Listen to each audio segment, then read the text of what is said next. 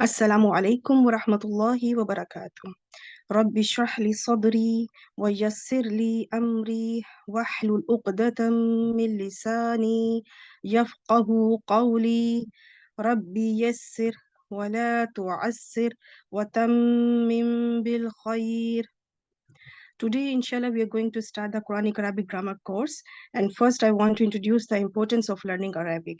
As in the Quran, Allah subhanahu wa ta'ala said, Inna anzalnahu Qur'anan Arabiyyan la'allakum taqilun. We have sent down the Quran in Arabic so that you may understand. There are a lot of languages in this world, but Allah subhanahu wa ta'ala choose the Arabic language just because it's easy to understand. It's very easy to understand. And in another ayah, Allah subhanahu wa ta'ala said, وَلَقَدْ يَسَّرْنَا الْقُرْآنَ لِلذِّكْرِ فَهَلْ مِن مُدَّكِّرٍ. Surely we made the Quran easy to understand. Is there anyone who would understand? So in Quran, Allah subhanahu wa ta'ala said that it's easy to understand. If Allah subhanahu wa ta'ala said that it's easy, so it's 100% easy. It's just we think that it's not easy because it's new thing for us. When we start learning, it looks like, because everything in every field, when we start new anything, we feel that it's hard, it's very difficult, but actually it's not same. But if Allah said, if Allah promised that it's easy, so it means it's 100% easy. And I want to show you some little examples about it, that especially the Arabic is more easier than English language. And how? Just suppose a English sentence, he created. If any person wants to learn English language, he has to memorize these all spellings of created, and he should know the pronouns of he, and he should learn these all spellings. And if you count how many these spellings in this sentence, they are together 9 letters, and there are 2 words in it. In this sentence, there are 2 words and 9 letters. And as compared to Arabic, I will convert this sentence he created into Arabic language is just this one. Khalaqa, that's it. And if I say that you count these letters, you will count in seconds. You will not say that, well, like in created, I will count 1, 2, 3, 4, because in one go, I can't count these spellings in one go, in 1 second. I can't count them. I have to count one by one. But here, if I said how many these letters are, you will count in without counting. You will say there are 3 letters. That's it, in 3 letters, and in only 1 word, the full sentence is included in it. Just in 1 word and 3 letters. How simple the Arabic language is it. I want to you will enjoy this course, because I will try my best to explain this language in easy and interesting way, and with different pictures, slides, and games. Yes, in this course, I will engage you with different type of games that your interest should be built, should be developed, and you should not feel bored, or you should not feel the difficulties of the learning of any new language. Or so these games will be very helpful for you, and you will take interest, inshallah ta'ala. Second, I will try to compare the Arabic language with English so that you can understand easily what I'm saying and what's the difference, how it works. Okay, inshallah.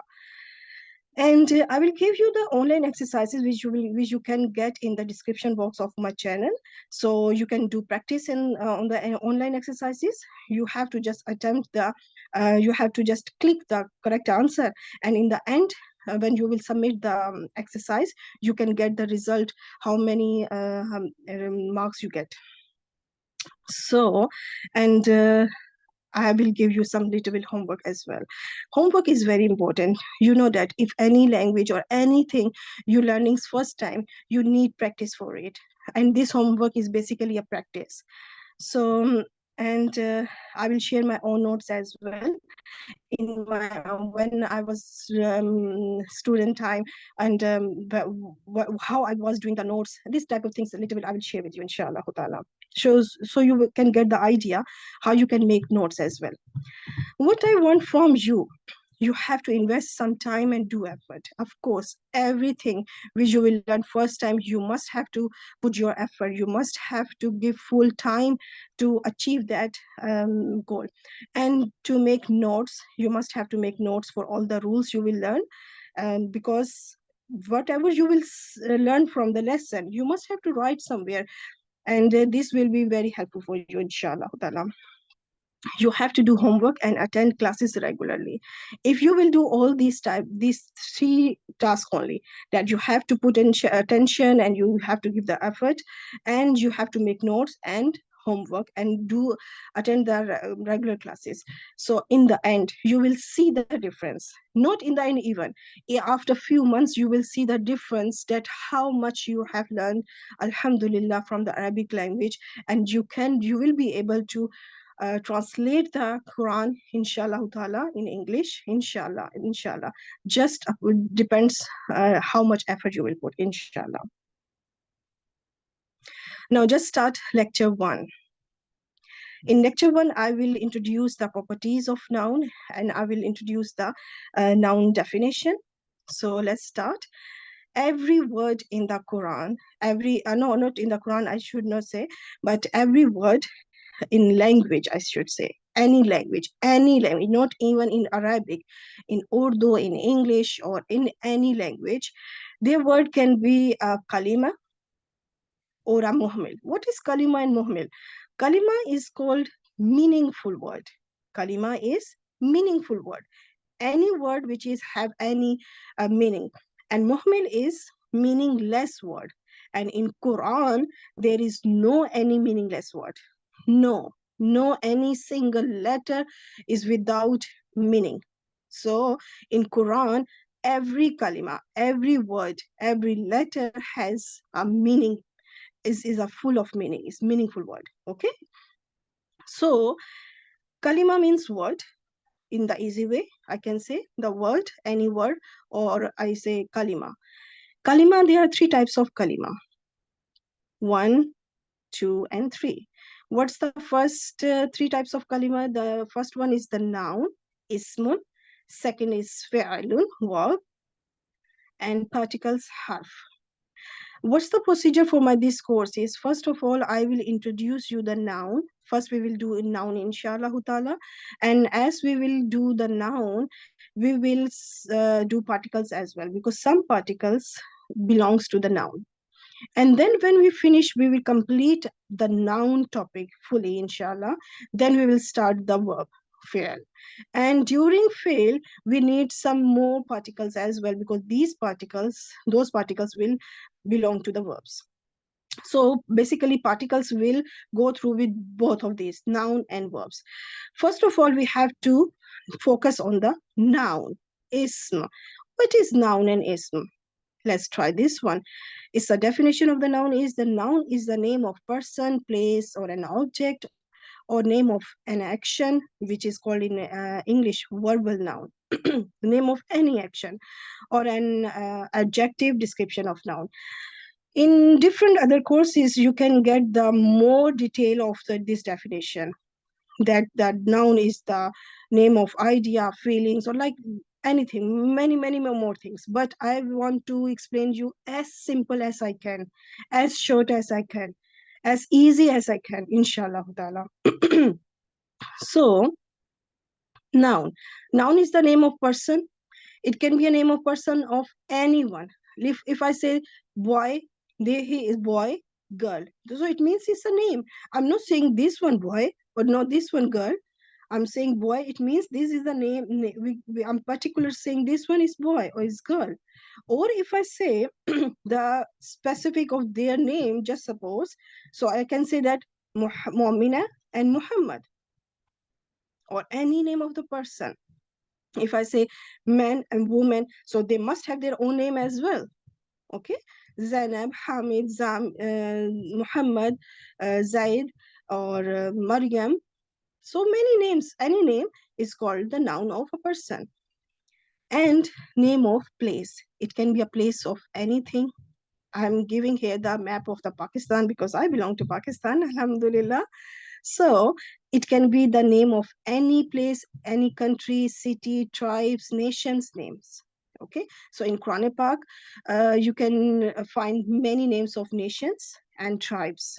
Very few names of countries you will get there, but mostly you will get the names of nations or tribes. Like nations means like Samud, Ad, they are name of nations, and tribes like Quraysh. So like this. So these are what they will be the name of noun. Name of an action. What is name of an action? As a verbal noun, anything, any name of any action. Like if you see this picture, one is listening and one is speaking. Okay, so what's the work is here? Listening is the work. What's the work of this person is doing? Speaking. Okay, so these are the name of action, name of a work, what they are doing basically. So it can be a running, writing, eating, sleeping. In English, it's easy when you get the ing in the end. So it means it's the name of action. Okay, so same like this. So this will fall in the category of the noun. Next, name of any object. Any object. If you see the in your room, there you will get a lot of objects in your room, in your house. So they all will fall in the category of noun because they are object. If I see that this first picture, I will not say that it is car. I know that it's the name is there. This is a bag, and this one I will not say it's a balloon. I will not say it's a ball. I will say it is a car. So it means they all have their different names, so we can recognize them what the thing is this. So this is the name of object is a noun basically. Okay, and the last one is name of adjectives. Any adjectives we use like big and small, slow, fast, tall, short, any type of these things will be in Arabic. They will be noun. They will come in noun category. So you can count in your fingers. You have 5 fingers. You're on 5 fingers. You can count name of person, name of place, name of an action, name of any object, and name of adjectives. So these in 5 points you can define the noun, that what is the noun. Okay. Now I'm moving on a very, very important topic. This before it was just the introduction of the noun, that what how you will describe the noun, and now I'm moving on towards the properties of noun, or you can say the qualities of noun. How many of the qualities, how many properties of the nouns are? So I will explain you with these puzzles. Let's see. There are 4 properties of noun, or you can say there are 4 qualities of noun. Every noun, it must have these 4 qualities. It must have 4 qualities. And I will want to give you example with the um like any vehicle you if you take any vehicle who has 4 tires. If I take off this one tire, can this van be can you ride this can you drive this? No, we can't drive it, because the one tire will be missing. Same like noun, that noun must have all these 4 nouns, then it will work. And every noun must have all these 4 nouns, and all our jumla ismiya or ism will basically the stand on these 4 properties. So that's why I'm saying these are so important. What is the first quality is gender, genes. In Arabic language, every noun must be clarify, will be differentiate the gender. It can be a masculine or it can be a feminine. And the second one is either number. It can be a singular, plural, or one more thing, which is we don't use in English language. But I will explain you first. At the moment, I'm just giving you the name of these properties. And the third one is a type. What is type? I will show you inshallah. The fourth one is Irab, status. These 4 qualities of the noun is very important, and all these must be in any noun, must be in any noun. It can't be missing. I can't say that to any noun can be all these 3 and this will be missing. No, all four properties must be in any noun. Now move forward. Like we will, if you repeat with me, just to make sure that you can learn that how many properties. So you would now this time you take out your four fingers, so you can learn very easily on your fingers. First is gender, numbers, type, status. So these are the four properties of noun. So these four properties basically making the noun. So this puzzle is complete now. Let's start now that what is gender. And I know that you all know that what is gender, masculine or feminine. So I don't need to explain this one. In English language, if I said, what's the gender of the book? What's the gender of the pen? You will say, no, there is no gender. We don't use the gender of these materialistic things. We don't use this type of gender is only for the any man or woman. We differentiate them. But in Arabic language, it's little bit different. In Arabic language, every noun must have the gender. Even if it is a book, if it is a house, if it is a car, if it is a pen, anything, it must have a gender. It can be a muzakkar, I mean, it can be a masculine or it can be a feminine. Next, what is type? Type means any noun can be a definite or indefinite. Now you will know, because in Arabic, in English language, you use this so many. You know that what is definite and what is indefinite. But still, I want to explain to you what is indefinite. First, I will say, when we do general talk for everyone, for anyone, non-specific, it will be indefinite.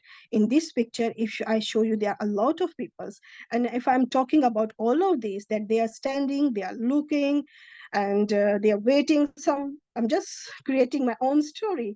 So it means I'm talking all about what I'm talking for all of these. Okay, I'm not pointing for anyone. I'm talking all for about all of these. So it's called indefinite. What is definite? Definite when we talk for specific noun, for someone clearly, which I specified that it will be the definite. Like in this picture, there are a lot of people as well, but this hand is pointing out this man. So if in all this picture there are a lot of men, but if I'm talking about this man, that this man has a book in his hand, he has brown hairs, he has black shoes, so it means I'm talking about only this person. So it is definite now, it's not indefinite. I'm not talking about all of them, all of these peoples, all of them. No, I'm talking about only one person, which is pointing out. So now I want to give you one more example. Like there are a lot of books you can see here. So I'm talking about these, all books are so nice. They all are very helpful. Anything, if I talk about these books, it means I'm talking about general. I'm talking about about all these books, not any specific book. But if I say from these books that this red book is very beneficial, this red book has so nice pages, anything, yeah, or I can say that this red book has a lot of pages. So it means I'm talking about now only this book now, not any other book. So this is definite now. And here I'm talking about like a general, so it's indefinite. So this is the difference between indefinite and definite, which is come in the category of the type, which is in Arabic you can say wusal. Next, number. You know the two most important, that what is singular in Arabic is mufradun, and in English is singular. Any one thing is called singular, but in Arabic language there is one more thing, dual. What is dual? I will show you. And plural, you know all. I know that plural, you know that in English language, anything more than two is fall in the category of plural. It will not be in singular or like this. But in Arabic, it's different. What's the difference? Let's see. There's a one cute girl reading Quran. So I will say it's mufradun. Any one person or any one thing is called mufradun. Two little girls are reading Quran. So here, this is called dual, musanna. Okay? Yeah, because I'm Pakistani, so sometimes you will listen the any Urdu language from my in my talking. Okay, so no problem. So musanna means two. Okay, anything of two is called, and dual. You know that anything of two things. So it will be musanna in Arabic. It will not fall into the jama, and it will not be the two things will not come in the plural category in Arabic language. Okay, even in Urdu language, there's only two things, singular or plural. In even for the Urdu speakers, they are not familiar with the two, with the musanna, with the dual, but they learn now, alhamdulillah, because I already uploaded my all lectures in Urdu language. Now I'm uploading my making the videos on the English language. I will try my best, inshallah ta'ala, because as English is not my first language, but I'm trying, inshallah. Now here you can see there are three people reading Quran. So three plus will come in the category of the jama, plural. Okay, so this is a difference in Arabic, that you will get the one more category in the numbers, which is dual. Okay, so numbers is done now. Come on the status Arab, which is totally unfamiliar. You are not familiar with these words. What is status? What is Arab? It is totally I can say not even in English people, but also the Urdu people, they are not familiar with these words. But look, there are four properties, which is in three properties you are very familiar with all of these. You know what is gender, you know what is what is definite and indefinite, you know what is singular and plural. Only this one is status, is which is you don't know, but inshallah you will learn so nicely. And all Arabic is based on this is a main property of the noun, main property, very important, because these Arabs, not only for the nouns, you when you will go to the fail, you will get these Arabs as well. So they are very most important, I can say. What is the first one? First one is Rafa'un. I put the slash in between because you can use any of these words. You can say Rafa'un or Marfu. Any of these words you can use, is totally up to you. If you say Rafa'un, that's fine. If you say Marfu, that's fine. And English is nominative. Next one is Nasbun, Mansub, accusative. And third one is Jarrun, Majrur, genitive. If I say for the English people, even they will know familiar with the nominative, accusative, genitive. In all their academically here, they will know familiar of these words. They will say, no, they are very hard words. What these words belongs to? So I will preferably, I will say that you should use the word Rafa or Marfu, Nasab or Mansub, Jar or Majroor. Don't use these English words like nominative, accusative, genitive. It will give you hard, I think, hard time. So it's better that you know, because you're learning Arabic. So you should know the Arabic terminology. You should know the Arabic words and how you will use them. And it's only three: Rafa, Nasab, Jar. Only small words. So you can learn easily. And I'm telling you, these in first lecture you know these names, and till my last lecture of this course, in every lecture you will get Rafa Nasabjar, Rafa Nasabjar, Rafa Nasabjar. You will listen these words a lot of times, that you will say that, oh, that's so easy now, inshallah ta'ala. So I want to test you now. This was the total end of the, I can say that end of the this lecture one. If just suppose I'm testing you, okay? You can see there are a few of girls here. If I say, I already say girls. Anyhow, if I say what's the gender of this, so I know what you will say. Of course, they are not masculine, they are feminine. So yes, they are more, unless. And now if I say, what's the number of this one? What's the number of in this picture? It can be, is it either is a mufrad or dual or plural. So in which category I should put this, I should say. So I know you will say it as is jamon, plural. Okay, because they are more than three, so they are plural. They are no singular, they are no dual. Now if I say what I should, is it definite or indefinite? Because I'm talking about all of these. I'm not talking any one of these. I'm talking all of these girls. So what, in which category you should say? Is it definite or indefinite? I think you she will say indefinite. Nakira, because I'm talking all of about this. I asked the, I didn't ask the, give me the gender of this, the middle girl. No, I asked about all of this. I asked the number of all of these. So it means I'm talking like in a general way, non-specific. Okay. Now, and the fourth property for quality, I put it the blank because at the moment you don't know what is the rafa and asabjar, inshallah. And one more thing I want to tell you, that all of these one, you will get the, inshallah, I will make the all lectures separately. I will make lecture gender, next lecture will be on gender, inshallah ta'ala. The lecture 2 will be on gender. Then like this carry on, that I will do one lecture will be on the numbers, one lecture will be on the definite or indefinite, and one lecture will be on the Arab. Now come to the next picture. Look at this picture. There are a few people as well, but there is a magnifying glass on one person who wears the blue coat with bow. So if I'm talking about only this person, in this picture there are other people as well, but I'm talking about this person only. If I ask what's the gender of this man, I said man, because so I know you will say it's masculine, muzakkarun.